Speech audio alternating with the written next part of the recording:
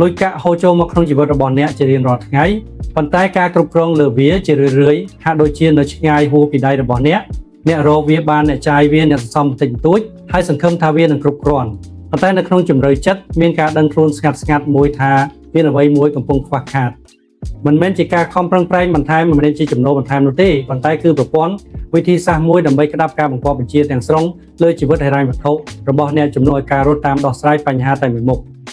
អស់រយៈពេលជាច្រើនឆ្នាំអ្នកប្រហែលជាត្រូវបានគេបង្រៀនឲ្យទុកចិត្តលើស្ថាប័នដើរតាមទម្លាប់ចាស់ៗនិងជឿជាក់ថាស្ថិរភាពគឺមកពីប្រភពខាងក្រៅប្រាក់ខែធ្វើឲ្យមានអារម្មណ៍ថាសុវត្ថិភាពគណនីធនាគារធ្វើឲ្យមានអារម្មណ៍ថាអាចគ្រប់គ្រងបានប៉ុន្តែបើពិនិត្យឲ្យចិត្តអ្នកនឹងឃើញការពិតមួយផ្សេងទៀត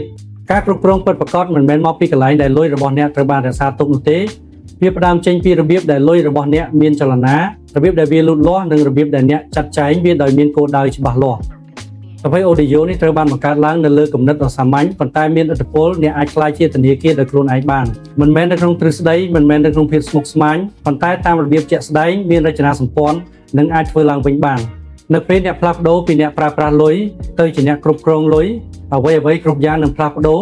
ការសម្រេចចិត្តរបស់អ្នកនឹងកាន់តែមុតស្រួចទំនុកចិត្តរបស់អ្នកនឹងកាន់តែខ្លាំងជីវិតហិរញ្ញវត្ថុរបស់អ្នកនឹងក្លាយជាអ្វីដែលអ្នករចនាឡើងមិនមែនជាអ្វីដែលអ្នកត្រូវទ្រាំទ្រនោះទេនៅក្នុងសៀវភៅអូឌីយោនេះយើងនឹងបំបែកការបំភាន់ដែលធ្វើឲ្យអ្នកនៅតែពឹងផ្អែកលើគេកសាងអត្តសញ្ញាណហិរញ្ញវត្ថុរបស់អ្នកឡើងវិញពីបាតគ្រឹះ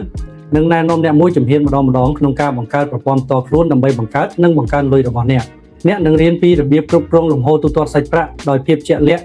ផ្លាស់ប្ដូរប្រាក់សន្សំទៅជាទុនយុទ្ធសាស្ត្រប្រើប្រាស់លុយដែលមានគោលបំណងនិងបង្កើតប្រព័ន្ធមួយដែលដំណើរការសម្រាប់អ្នកទៅថ្ងៃអនាគតនេះមានជាការឈ្នះមួយឆាវឬការដោះស្រាយបណ្ដោះអាសន្ននោះទេវាគឺជាការកសាងរចនាសម្ព័ន្ធដែលស្ថិតថេរជារចនាសម្ព័ន្ធដែលគ្រប់គ្រងអ្នកនៅថ្ងៃនេះនិងពង្រឹងអនាគតរបស់អ្នក